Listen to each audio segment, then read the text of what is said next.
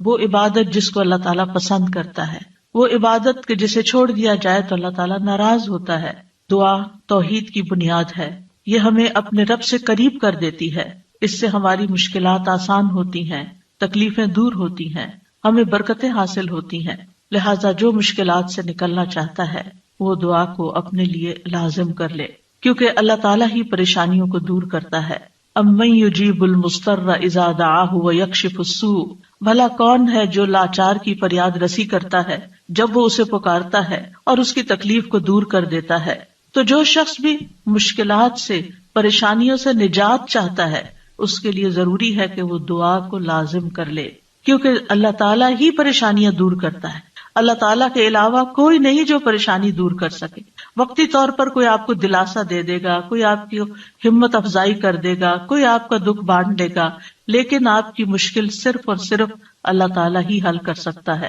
وَإِن يَمْسَسْكَ اللَّهُ بِضُرٍّ فَلَا كَاشِفَ لَهُ إِلَّا هُوَ وَإِن يَمْسَسْكَ بِخَيْرٍ فَهُوَ عَلَى كُلِّ شَيْءٍ قَدِيرٌ، اگر اللہ تجھے کوئی تکلیف پہنچائے تو اس کے سوا اسے کوئی دور کرنے والا نہیں، اور اگر وہ تجھے کوئی بھلائی پہنچائے تو وہ ہر چیز پر پوری طرح قادر ہے۔ ہم دیکھتے ہیں کہ عام طور پر لوگ مشکل وقت میں اللہ تعالیٰ کے سوا سب کو بھول جاتے ہیں، آخر میں انسان صرف اللہ ہی کو یاد کرتا ہے، اور یہ صرف مسلمان کے ساتھ ہی نہیں، نان مسلمز کے ساتھ، شرک کرنے والوں کے ساتھ، الحاد کا رستہ اختیار کرنے والوں کے ساتھ بھی یہی معاملہ ہے۔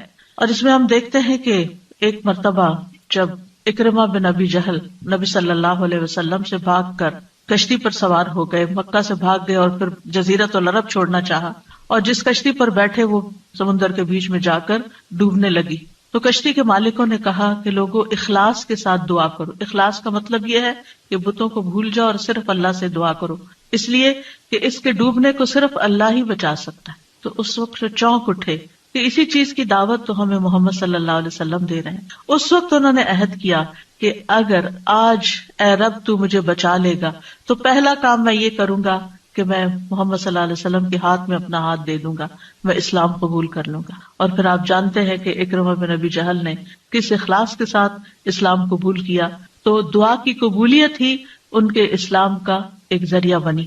اور دعا کرنے کی 3 صورتیں ہیں۔ ایک تو یہ کہ اللہ تعالیٰ کی توحید بیان کرنا، جس میں انسان کہتا ہے یا اللہ لا الہ الا اللہ لا الہ الا انت سبحانک انی کنت من الظالمین، یہ دعا کا ایک طریقہ ہے۔ یہاں آپ صرف اللہ تعالیٰ کی توحید بیان کر رہے ہیں، اپنی کوتاہیوں کا اعتراف کر رہے ہیں۔ پھر اسی طرح آپ کہتے ہیں ربنا، اے ہمارے رب، یہاں بھی آپ اپنے رب کو رب کہہ کے پکار رہے ہیں، گویا اللہ تعالیٰ کی تعریف کر رہے ہیں۔ اور پھر دوسرا طریقہ یہ ہے کہ اللہ تعالیٰ سے انسان صرف بخشش کا سوال کرتا رہے اور رحمت کا سوال کرتا رہے، جیسے استغفر اللہ استغفر اللہ استغفر اللہ، کیونکہ اگر آپ کی بخشش ہو گئی تو آپ کے راستے میں جتنی بھی مشکلات ہیں وہ خود بخود حل ہونا شروع ہو جائیں گی۔ یعنی آپ کو اس وقت کہنے کی ضرورت نہیں ہوگی کہ یار اب مجھے یہ چاہیے مجھے وہ چاہیے، آپ صرف یہ کہتے ہیں کہ اللہ وہ گناہ جو میرے اور تیرے بیچ میں حائل ہو گئے ہیں، جو تیری رحمت تک مجھے پہنچنے نہیں دے رہے، یا رب تو ان کو دور کر دے، تو مجھے معاف کر دے۔ اور یہ چیز انسان کی مشکلات دور کرنے کا ذریعہ بن جاتی ہے اور اس کی حاجات پوری ہونے کا ذریعہ بن جاتی ہے، جو بھی اس کی زندگی میں کوئی حاجت اور ضرورت ہوتی ہے۔ اسی طرح کبھی آپ اللہ سے صرف رحمت کا سوال کر رہے ہوتے ہیں، یا حی یا قیوم برحمتک استغیث، صرف رحمت مانگ رہے ہوتے ہیں، کیونکہ اگر اللہ سبحانہ تعالیٰ کی رحمت آ جائے تو ساری مشکلات ہی آسان ہو جائیں، پھر تو کوئی غم ہی نہ رہے، کوئی پریشانی ہی نہ رہے۔ اور تیسرا طریقہ ہے کہ انسان اللہ تعالیٰ سے اپنی دنیاوی حاجات مانگے یا آخرت کی ضروریات مانگے، جیسے اے اللہ مجھے مال دے، اے اللہ مجھے اولاد دے، اے اللہ مجھے گھر دے، اے اللہ مجھے گاڑی دے۔ اور صحابہ اتنی چھوٹی چھوٹی چیزیں بھی مانگتے تھے، جیسے جوتی کا تسمہ اگر ٹوٹ گیا تو بھی اللہ سے مانگتے تھے، چھوٹی سے چھوٹی ضرورت سے لے کے بڑی سے بڑی ضرورت تک براہ راست اللہ تعالیٰ سے مانگی جا سکتی، اور اس میں کوئی عیب کی بات نہیں، کوئی گناہ کی بات نہیں۔ وہ آپ کا رب ہے، وہ سب سے زیادہ آپ کا خیر خواہ ہے، لہٰذا آپ اس سے نہیں مانگیں گے تو کس سے مانگیں گے؟ اور وہ جو سب کچھ دینے پہ قادر ہے، اس سے نہیں مانگیں گے تو کس سے مانگیں گے؟ لہٰذا اس کو پکارتے رہنا چاہیے۔ تو نمبر 1 طریقہ صرف اللہ کی توحید بیان کرنا، اللہ کی تعریف کرتے رہنا، عرفہ کے دن کی سب سے بہترین دعا کیا ہے؟ لا الہ الا اللہ وحدہ لا شریک لہ لہ الملک ولہ الحمد وہو علی کل شیء قدیر. اس میں کیا مانگا آپ نے؟ کچھ بھی نہیں. آپ نے صرف اللہ کی توحید بیان کی ہے. لا الہ الا اللہ کہا ہے، وحدہ کہا ہے، لا شریک لہ کہا ہے، اپنے آپ کو اللہ کے لیے خالص کیا ہے. یہ دعا ہے. اور پھر دوسرا یہ کہ استغفار اور رحمت کی دعا. اور تیسرا کوئی بھی ضرورت جو ہو کسی بھی زبان میں، کسی بھی چیز کی، روحانی، جذباتی، مادی، دنیا کی، آخرت کی، کوئی بھی چیز وہ مانگتے چلے جائیں. ہم دیکھتے ہیں کہ انبیاء علیہم السلام اپنی حاجات اللہ تعالیٰ کے سامنے رکھتے تھے. مشکل وقت میں اللہ تعالیٰ کی طرف رجوع کیا کرتے تھے. کانوا اذا فزعوا الى الصلاۃ، یہ حدیث ہے مسند احمد کی کہ انبیاء پر جب بھی کوئی پریشانی آتی تو وہ نماز کی طرف متوجہ ہو جاتے تھے، نماز پڑھنے لگتے تھے. اور کل ہم نے پڑھا تھا کہ دعا کی دو بڑی قسمیں ہیں، دعائے عبادت اور دعائے مسئلہ. کہ عبادت بھی بذات خود دعا ہے، دعائے حال ہے، یعنی ہم ایسی حالت میں ہیں، ایسی عبادت میں ہیں کہ جو اللہ کی رحمت کو ہماری طرف متوجہ کر رہی ہے. انسان سب سے زیادہ اللہ کے قریب کہاں ہوتا ہے؟ سجدے کی حالت میں، اقرب الیہ. لہذا خوب خوب وہاں دعا کرنی چاہیے. تو نماز بذات خود پریئر ہے، اس کو کہتے بھی پریئر ہے. جو صلاۃ کا معنی بھی دعا ہے، تو وہ تو دعا کا مجموعہ ہے. اسی لیے وَاسْتَعِینُوا بِالصَّبْرِ وَالصَّلَاةِ، جب انسان پر کوئی مشکل آئے تو فوراً نماز کی طرف جائے اور نماز پڑھ کر اللہ تعالیٰ سے دعا بھی کرے. اور بذات خود اگر نوافل پہ نوافل بھی پڑھ رہا ہے یا طویل قیام کر رہا ہے، طویل سجدہ کر رہا ہے، تو یہ بھی ایک طرح سے دعا یا عبادت ہی کی حالت میں ہے. انبیاء علیہم السلام کی دعائیں کیوں قبول ہوئی؟ ہم ایک کے بعد ایک پیغمبر کے بارے میں قرآن مجید میں پڑھتے ہیں اور ہر پیغمبر کی دعا کے بارے میں پڑھتے ہیں کہ وہ قبول ہو گئی. کیوں؟ انہم کانوا یسارعون فی الخیرات ویدعوننا رغبا ورہبا. دو کام تھے ان کے. ایک تو یہ کہ وہ نیکی کے کاموں میں بہت جلدی کرتے تھے، یسارعون فی الخیرات. تو دعاؤں کی قبولیت کے لیے کیا ہے؟ نیکیوں میں جلدی کریں، نیکیوں میں دوڑ لگائیں، نیکیوں میں آگے بڑھیں. وَيَدْعُونَنَا رَغَبًا وَرَهَبًا، اور وہ ہمیں پکارتے تھے رغبت کے ساتھ بھی اور رہبت کے ساتھ بھی، امید کے ساتھ بھی اور خوف کے ساتھ بھی. تو انسان کو اپنے رب کو امید اور خوف دونوں طریقوں سے پکارنا چاہیے. تو ہم دیکھتے ہیں کہ آدم علیہ السلام پر جب پریشانی آئی، شیطان کے کہنے میں وہ آ گئے اور پھر انہوں نے دعا کی، ربنا ظلمنا انفسنا وان لم تغفر لنا وترحمنا لنکونن من الخاسرین، کہ اے ہمارے رب، ہم نے اپنی جانوں پر ظلم کیا، اگر تو نے ہمیں نہ بخشا، ہم پر رحم نہ کیا، تو ضرور ہم خسارہ پانے والوں میں سے ہو جائیں گے. تو کیا ہوا؟ اللہ تعالیٰ نے دعا قبول کی. فَتَلَقَّى آدَمُ مِن رَبِّهِ كَلِمَاتٍ فَتَابَ عَلَيْهِ إِنَّهُ هُوَ التَّوَّابُ الرَّحِيمُ. اللہ سبحانہ وتعالیٰ نے آدم علیہ السلام کی توبہ قبول کر لی. نوح علیہ السلام کی قوم نے ان کے ساتھ بہت برا سلوک کیا. كَذَّبَتْ قَبْلَهُمْ قَوْمُ نُوحٍ فَكَذَّبُوا عَبْدَنَا وَقَالُوا مَجْنُونٌ وَازْدُجِرَ فَدَعَا رَبَّهُ أَنِّي مَغْلُوبٌ فَانتَصِرْ. ان سے پہلے قوم نوح نے بھی جھٹلایا تھا، بس انہوں نے ہمارے بندے کو جھٹلا دیا اور کہنے لگے یہ مجنون ہے، اور وہ بری طرح جھڑک دیا گیا. یعنی قوم کے اوباش قسم کے لوگ ان کے ساتھ ڈانٹ ڈپٹ بھی کرتے تھے. اور بعض روایات میں آتا ہے کہ انہوں نے ان کو اتنا مارا کہ بے ہوش کر دیا. تو انہوں نے اپنے رب کو پکارا، انی مغلوب، رب میں مغلوب ہو گیا ہوں، میرا ان پہ کوئی بس نہیں چلتا، میں ان کے ساتھ ہر طریقہ آزما چکا ہوں، یہ نہیں مانتے، بس تو میری مدد کر. کیا ہوا؟ اللہ تعالیٰ فرماتے وَنُوحًا إِذْ نَادَى مِن قَبْلُ فَاسْتَجَبْنَا لَهُ فَنَجَّيْنَاهُ وَأَهْلَهُ مِنَ الْكَرْبِ الْعَظِيمِ. اور نوح کو بھی جب اس نے اس سے پہلے پکارا تو ہم نے اس کی دعا قبول کر لی، پھر اسے اور اس کے گھر والوں کو بہت بڑی گھبراہٹ سے بچا لیا. وَلَقَدْ نَادَانَا نُوحٌ فَلَنِعْمَ الْمُجِيبُونَ، اور بلا شبہ یقیناً نوح نے ہمیں پکارا تو یقیناً ہم بہت اچھے قبول کرنے والے ہیں. اللہ تعالیٰ نے ان کی دعا قبول کر لی اور پوری قوم کو ڈبو دیا سوائے ایمان والوں کے، اور اپنے بندے کا بدلہ لے لیا. یونس علیہ السلام کی مثال ہمارے سامنے ہے کہ جب اپنی قوم سے ناراض ہو کر، غضبناک ہو کر چلے گئے تھے، چلتے چلتے سمندر تک، سمندر سے کشتی میں، کشتی سے مچھلی کے پیٹ میں، اور مچھلی چلی گئی سمندر کی تہہ میں، اندھیروں پر اندھیرے. فنادا فی الظلمات الا الہ الا انت سبحانک انی کنت من الظالمین. تو اس نے اندھیروں میں پکارا، تیرے سوا کوئی معبود نہیں، تو پاک ہے، یقیناً میں ظلم کرنے والوں میں سے ہوں. تو ہم نے اس کی دعا قبول کر لی اور اسے غم سے نجات دے دی، اور اسی طرح ہم ایمان والوں کو نجات دیتے ہیں، اوروں کو بھی دیں گے۔ ان ساری مثالوں میں ہمارے لیے سبق ہے، ہمارے حالات کتنے بھی تنگ ہوں، ہم کتنی بھی پریشانی میں ہوں، لیکن پیغمبروں سے زیادہ پریشانی ہم پر نہیں آئی۔ بعض جگہوں پر آتا ہے کہ آدم علیہ السلام 300 سال تک یہ دعا کرتے رہے، روتے رہے کہ مجھ سے غلطی ہوئی ہے، بالآخر رب نے ان کو کلمات سکھائے اور پھر دعا انہوں نے مانگی اور ان کی نجات ہوئی۔ بعض اوقات آزمائشیں لمبی ہو جاتی ہیں، لیکن ہمیشہ یقین رکھیے کہ رب سنتا ہے، وہ ضرور سنے گا، وہ کبھی بھی مجھے محروم نہیں کرے گا۔ لم اکم بدعائک رب شقیہ، تجھ سے مانگ کر اے رب میں کبھی بھی نامراد نہیں ہوا، تو ضرور سننے والا ہے۔ پھر ایوب علیہ السلام 18 سال تک ایک بیماری میں مبتلا رہے ہیں۔ وَأَيُّوبَ إِذْ نَادَى رَبَّهُ أَنِّي مَسَّنِيَ الضُّرُّ وَأَنْتَ أَرْحَمُ الرَّاحِمِينَ فَاسْتَجَبْنَا لَهُ فَكَشَفْنَا مَا بِهِ مِنْ ضُرٍّ وَآتَيْنَاهُ أَهْلَهُ وَمِثْلَهُمْ مَعَهُمْ رَحْمَةً مِّنْ عِنْدِنَا وَذِكْرَىٰ لِلْعَابِدِينَ۔ اور ایوب جب اس نے اپنے رب کو پکارا کہ بے شک مجھے تکلیف پہنچی ہے اور تو رحم کرنے والوں میں سب سے زیادہ رحم کرنے والا ہے، تو ہم نے اس کی دعا قبول کر لی، بس اسے جو تکلیف تھی دور کر دی، اور اس کے گھر والے اور ان کے ساتھ اتنے ہی اور عطا کر دیے اپنے پاس سے رحمت کے طور پر۔ ان لوگوں کے لیے یاد دہانی ہے یہ جو عبادت کرنے والے ہیں۔ یعنی بعض اوقات انسان سوچتا ہے میں عبادت بھی کرتا ہوں، میں اللہ تعالیٰ کی حرام کردہ چیزوں سے بھی بچتا ہوں، لیکن میں دعا کرتا رہتا ہوں مگر میری دعا نہیں سنی جاتی، معلوم نہیں کیوں۔ اب دیکھیے کس طرح یعقوب علیہ السلام سال ہا سال تک، بعض روایات میں 40 سال اور بعض میں اس سے بھی زیادہ وقت کے لیے وہ بیٹے سے جدا ہوئے تھے اور مسلسل دعا کرتے رہے، مایوس نہیں ہوئے۔ اللہ تعالیٰ نے بالآخر ان کی دعا سن لی۔ چھوڑنا نہیں، پیچھے نہیں ہٹنا۔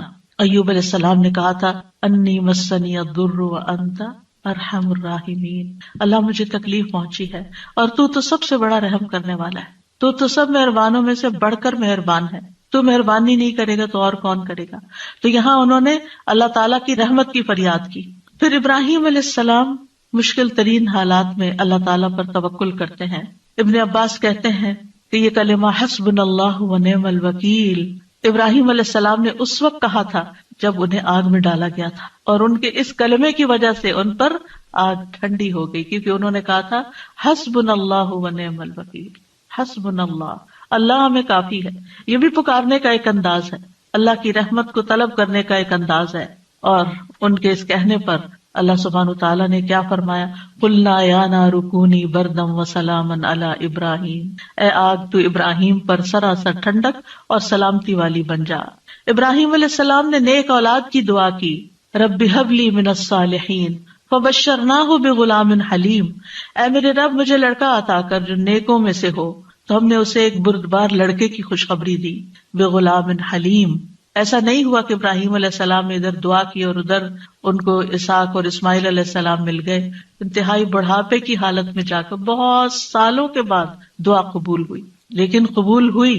ہمارے لیے اس میں سبق یہ ہے کہ مانگتے رہیں چاہے سال ہا سال گزر جائیں۔ اور پھر وہ کہتے ہیں الحمدللہ الذی وہب لی علی الکبر اسماعیل و اسحاق ان ربی لسمیع الدعاء، سب تعریف اس اللہ کی ہے جس نے مجھے بڑھاپے کے باوجود اسماعیل اور اسحاق عطا کیے، بے شک میرا رب تو بہت دعا سننے والا ہے۔ اللہ سبحانہ تعالیٰ نے انہیں ہدایت یافتہ اولاد عطا کی تھی، یہ ان کے صبر کا نتیجہ تھا۔ ان کی زندگی تو مشکل میں گزری، لیکن اس کا بدلہ اللہ نے ان کو کیا دیا کہ ایسی اولاد دی جو ہمیشہ کے لیے ان کے لیے ناموری کا سبب بنی۔ وَوَهَبْنَا لَهُ إِسْحَاقَ وَيَعْقُوبَ، صرف بیٹا نہیں، بیٹے کے بعد پوتے کی بھی خوشخبری دی۔ کلن ہدینا، ہر ایک کو ہم نے ہدایت دی۔ ونوحا ہدینا من قبل، نوح علیہ السلام کو اس سے پہلے ہم نے گائیڈ کیا۔ ومن ذریتہ داود وسلیمان وایوب ویوسف وموسیٰ وہارون وکذلک نجزی المحسنین، اور اس کی اولاد میں سے داؤد اور سلیمان اور ایوب اور یوسف اور موسیٰ اور ہارون، اور اسی طرح ہم نیکی کرنے والوں کو جزا دیتے ہیں۔ یعقوب علیہ السلام کا حال آپ کے سامنے ہے، انہوں نے اپنے غم اور دکھ کی فریاد لوگوں کے سامنے نہیں کی، لوگوں کو جا کر اپنے دل کا حال نہیں بتایا۔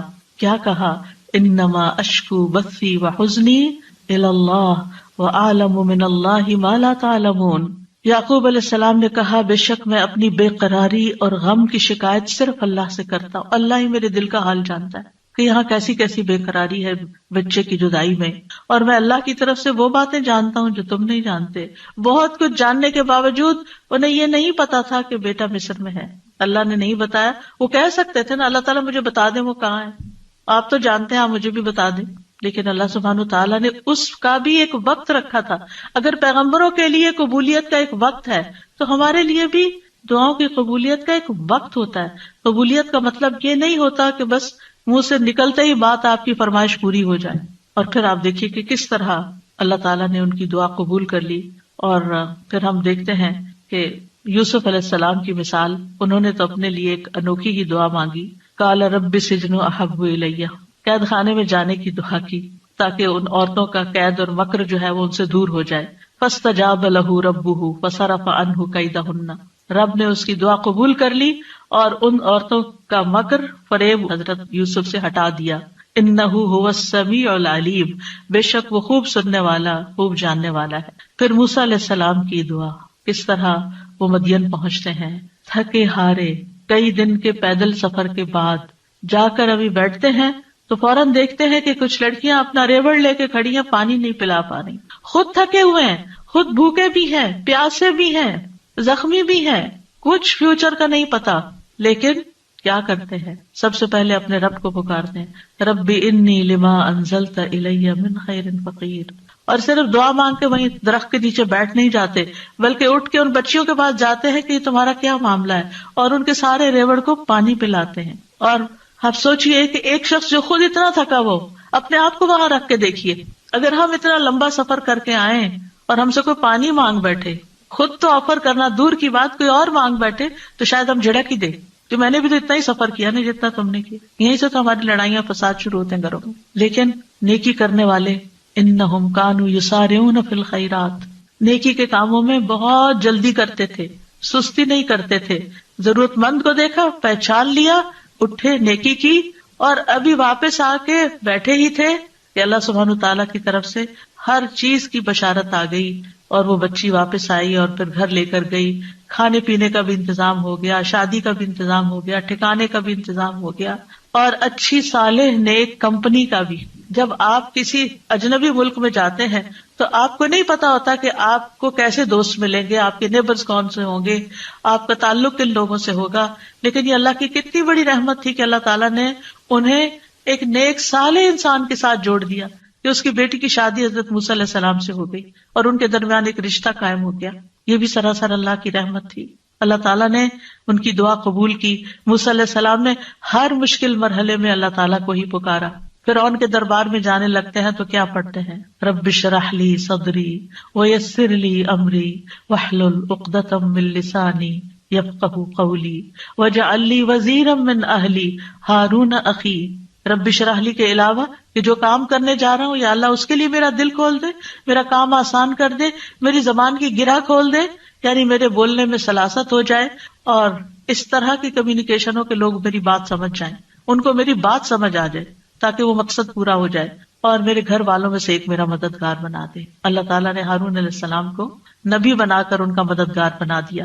زکریا علیہ السلام کی مثال، مایوس نہیں ہے، سال ہر سال تک اولاد کی دعا کرتے، انتہائی بڑھاپے میں بھی۔ وَزَكَرِيَّا إِذْ نَادَىٰ رَبَّهُ رَبِّ لَا تَذَرْنِي فَرْدًا وَأَنْتَ خَيْرُ الْوَارِثِينَ، اور زکریا کو جب اس نے اپنے رب کو پکارا، اے میرے رب مجھے اکیلا نہ چھوڑ اور تو سب وارثوں سے بہتر ہے، تو ہم نے اس کی دعا قبول کر لی۔ فَاسْتَجَبْنَا لَهُ وَوَهَبْنَا لَهُ يَحْيَىٰ، اور ہم نے اس کو یحییٰ عطا کیا۔ وَأَصْلَحْنَا لَهُ زَوْجَهُ، اور اس کی بیوی کو اس کے لیے درست کر دیا۔ یعنی بعض اوقات ہم سوچتے ہیں کہ انفرٹیلٹی کا پرابلم ہے، بچہ ہو ہی نہیں سکتا، اللہ تعالیٰ سب کچھ کر سکتا ہے، اللہ تعالیٰ وہ بھی ٹھیک کر سکتا ہے، کیونکہ ان اللہ علی کل شیء قدیر، اللہ تعالیٰ ہر چیز پر قدرت رکھتا ہے۔ اس لیے مایوسی کس بات کی؟ اللہ کے بندے کبھی بھی مایوس نہیں ہوتے، ہاں مانگنے سے کبھی نہیں تھکتے، مانگتے رہتے ہیں کہ اللہ تعالیٰ سبب کے ساتھ بھی دیتا ہے اور بغیر سبب کے بھی دیتا ہے، اس کے لیے کیا مشکل ہے۔ پھر نبی صلی اللہ علیہ وسلم کس طرح دعا کرتے ہیں، استستغیثون ربکم فاستجاب لکم انی ممدکم بألف من الملائکۃ مردفین، جب تم اپنے رب سے مدد مانگ رہے تھے تو اس نے تمہاری دعا قبول کر لی کہ بے شک میں 1000 فرشتوں کے ساتھ تمہاری مدد کرنے والا ہوں جو ایک دوسرے کے پیچھے آنے والے ہیں. کس طرح نبی صلی اللہ علیہ وسلم بدر کے میدان میں فریادیں کر رہے تھے, اپنے رب کو پکار رہے تھے. دیر اینڈ دن خوشخبری آ گئی کہ فرشتوں سے مدد کی جائے گی. انبیاء علیہ السلام کے علاوہ ہم دیکھتے ہیں کہ دیگر افراد بھی جنہوں نے اللہ تعالیٰ سے دعا کی, اللہ سبحانہ تعالیٰ نے ان کی دعا سن لی. سورۃ المؤمن میں جو مرد مومن ہے, جو فرعون کے دربار میں سے ہی ایک شخص اٹھتا ہے اور پھر وہ لوگوں کو نصیحت کرتا ہے اور کیا کہتا ہے, فَسَتَذْكُرُونَ مَا أَقُولُ لَكُمْ وَأُفَوِّضُ أَمْرِي إِلَى اللَّهِ إِنَّ اللَّهَ بَصِيرٌ بِالْعِبَادِ. فرعون کے دربار میں ایک شخص کا اٹھ کر لوگوں کو سمجھانا, فرعون کو سمجھانا, خوب خوب نصیحتیں کرنا, کھلم کھلا موسیٰ علیہ السلام پر ایمان لانا, یہ بہت بڑی بغاوت تھی اور بہت بڑا نقصان ہو سکتا تھا. لیکن اس مرد مومن نے کیا کہا, افوض امری الی اللہ, میں اپنا معاملہ اللہ کے سپرد کرتا ہوں. کیا ہوا پھر, فوقاہ اللہ سیئات ما مکروا وحاق بآل فرعون سوء العذاب, اللہ نے اسے ان کی بری چالوں سے بچا لیا جو انہوں نے تدبیریں کی تھی, ان سے نجات دی, اور آل فرعون کو برے عذاب نے گھیر لیا.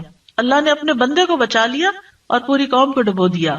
پھر اسی طرح کچھ واقعات احادیث میں آتے ہیں, جیسے غار والوں کا قصہ ہے, کس طرح اللہ سبحانہ تعالیٰ نے ان کی دعائیں سنی اور صرف دعاؤں کے نتیجے میں غار کے دروازے سے پتھر ہٹ گیا اور وہ باہر نکل آئے. پھر اسی طرح ایک اور بچے کا واقعہ ملتا ہے جسے بادشاہ نے جادوگر کے پاس جادو سیکھنے کے لیے بھیجا, تو اس نے جادو سیکھنے کی بجائے الٹا اللہ تعالیٰ کی پہچان کا علم کسی سے حاصل کر لیا راستے میں. جب بادشاہ کو پتا چلا تو بہت ناراض ہوا اور غصے میں آ کر اس نے کہا کہ اس بچے کو فلاں پہاڑ پہ لے جاؤ اور اسے پہاڑ کی چوٹی سے گرا دو تاکہ یہ ہلاک ہو جائے, اور اگر یہ اپنے دین سے پھر جائے تو اسے چھوڑ دینا, انکار کرے تو نیچے پھینک دینا. بادشاہ کے جو ساتھی تھے وہ لڑکے کو پہاڑ کی چوٹی پر لے گئے. اس لڑکے نے ایک دعا مانگی, اللہم اکفنیہم بما شئت, اللہم اکفنیہم بما شئت, اے اللہ جس طرح تو چاہے تو مجھے ان کے مقابلے میں کافی ہو جا, ان کے مقابلے میں تو میرا ساتھ دے. تو کہتے ہیں پہاڑ پر ایسا زلزلہ آیا کہ جس سے اس کے سارے ساتھی جو لے کے گئے تھے وہ سارے گر گئے, وہ سب الٹے گرے, اور وہ لڑکا چلتا ہوا بادشاہ کی طرف دوبارہ آ گیا. بادشاہ نے اس لڑکے سے پوچھا تیرے ساتھیوں کا کیا ہوا؟ لڑکے نے کہا اللہ مجھے ان سے کافی ہو گیا. بادشاہ نے پھر اس لڑکے کو اپنے ساتھیوں کے اور لوگوں کے حوالے کر کے کہا کہ اسے ایک چھوٹی سی کشتی میں بٹھاؤ اور سمندر کے بیچ میں جا کے کشتی الٹ دو, اس کو وہاں پھینک دو, اگر یہ اپنے دین سے پھر جائے تو چھوڑ دینا, انکار کرے پھینک کے آ جانا. بادشاہ کے ساتھی اس لڑکے کو لے کر گئے تو لڑکے نے پھر یہی دعا کی, اللہم اکفنیہم بما شئت, اے اللہ تو جس طرح چاہے مجھے ان سے کافی ہو جا. پھر وہ کشتی بادشاہ کے ساتھیوں سمیت الٹ گئی, سب غرق ہو گئے اور وہ لڑکا چلتا ہوا واپس بادشاہ کے پاس آ گیا. بادشاہ نے اس لڑکے سے کہا تیرے ساتھیوں کا کیا ہوا؟ کہنے لگا اللہ مجھے ان کے مقابلے کے لیے کافی ہو گیا. اور واقعی اللہ ہی کافی ہوتا ہے دشمن سے نمٹنے کے لیے. انسان کے اپنے پاس زور نہیں ہوتا, طاقت نہیں ہوتی, ہم کمزور ہوتے ہیں, لیکن اگر اللہ کی مدد آ جائے تو انسان ہر طرح کی مشکلات پہ قابو پا سکتا ہے. آسیہ علیہ السلام کی مثال ہمارے سامنے ہے کہ کس طرح انہوں نے فرعونیوں سے نجات کے لیے دعا مانگی اور کہا رب ابن لی عندک بیتا فی الجنہ ونجنی من فرعون وعملہ ونجنی من القوم الظالمین. اے میرے رب میرے لیے اپنے پاس جنت میں ایک گھر بنا دے اور مجھے فرعون سے اور اس کے عمل سے نجات دے اور مجھے ظالم قوم سے نجات دے. تو کیا ہوا؟ اللہ تعالیٰ نے ان کی دعا قبول کر لی. ابو ہریرہ کہتے ہیں کہ فرعون نے اپنی بیوی کے دونوں ہاتھوں اور دونوں پاؤں کے لیے 4 میخیں گاڑی, یعنی جیسے وصولی دیتے ہیں نا, تو ہر ہاتھ میں میخ گاڑی اور پاؤں میں بھی. جب وہ فرعونی ان سے جدا ہوتے تو فرشتے ان پہ سایہ کر لیتے. اس وقت انہوں نے یہ دعا کی, بس اللہ تعالیٰ نے جنت میں ان کے گھر سے پردہ ہٹا کر ان کو گھر دکھا دیا کہ گھر بن چکا ہے تمہارا, اس صبر کی بدولت جو انہوں نے اس تکلیف پر کیا اور اپنے ایمان کو بچایا. سارہ علیہ السلام نے کس طرح اس ظالم بادشاہ کے مقابلے میں مدد طلب کی. آپ جانتے ہیں کہ ابراہیم علیہ السلام نے سارہ کے ساتھ ہجرت کی تھی اور انہیں لے کر ایک شہر میں پہنچے. جو اس کا بادشاہ تھا وہ بہت ظالم تھا, اور جب اسے پتا چلتا کہ کوئی مسافر ایسا ہے جس کے ساتھ بہت خوبصورت عورت ہے تو وہ اس سے زبردستی چھین لیتا تھا. اسے پتا چلا کہ ابراہیم علیہ السلام اپنے ساتھ ایک ایسی عورت کو لائے ہیں جو عورتوں میں سب سے زیادہ خوبصورت ہے, تو انہوں نے ابراہیم علیہ السلام کو پیغام بھیجا کہ یہ تمہارے ساتھ کون ہے؟ تو انہوں نے کہا کہ یہ میری بہن ہے. پھر سارا کے پاس گئے تو انہوں نے کہا میری بات کو جھٹلانا نہیں، کیونکہ میں نے ان کو بتایا کہ تم میری بہن ہو. اللہ کی قسم اس سرزمین میں میرے اور تمہارے علاوہ دوسرا کوئی مومن نہیں، یعنی ہم ایمان میں بہن بھائی ہیں. تو انہوں نے پھر سارا کو اس ظالم کے پاس بھیج دیا. بادشاہ سارا کی طرف بڑھنے لگا تو یعنی حضرت سارا نے اٹھ کر وضو کیا، نماز پڑھنے لگی اور یہ دعا کی، اللہم ان کنت آمنت بک وبرسولک واحسنت فرجی الا علی زوجی فلا تسلط علی الکافر. اے اللہ، اگر میں تجھ پر اور تیرے رسول پر ایمان لائی ہوں اور میں نے اپنی شرمگاہ کو اپنے شوہر کے سوا محفوظ رکھا ہے تو اس کافر کو میرے اوپر مسلط نہ ہونے دے. اس پر بادشاہ کا سانس گلے میں پھنس گیا اور گر کر ایڑیاں رگڑنے لگا اور حضرت سارہ کو نجات مل گئی. نہ صرف ایک نجات ملی بلکہ ان کے ساتھ توفتاً حضرت ہاجر کو بھی ساتھ دیا گیا. خولہ بنت ثعلبہ کی مثال قرآن میں آپ کے سامنے ہے کہ کس طرح ان کے شوہر نے ان سے زہار کیا تو وہ پریشان ہو گئی اور نبی صلی اللہ علیہ وسلم کے پاس آئیں اور تکرار کرنے لگی کہ میرے مسئلے کا کوئی حل بتایا جائے. تو اس پر اللہ سبحانہ وتعالیٰ نے کیا آیات نازل کی، قد سمع اللہ قول التی تجادلک فی زوجہا وتشتکی الی اللہ واللہ یسمع تحاورکما. اللہ نے سن لی اس عورت کی بات جو تم سے اپنے شوہر کی شکایت کر رہی تھی اور اپنے خاوند کے بارے میں جھگڑ رہی تھی اور اللہ کی طرف شکایت کر رہی تھی اور اللہ تم دونوں کی بات سن رہا تھا. اللہ سبحانہ تعالیٰ نے اس عورت کی بات سن لی کا مطلب کیا ہے؟ دعا قبول کر لی، مسئلے کا حل مل گیا. اسی طرح سلف صالحین جو ہیں وہ بھی اللہ کو پکارتے ہیں. امت کے جو نیک لوگ ہیں ان میں سب سے پہلے صحابہ کرام ہیں.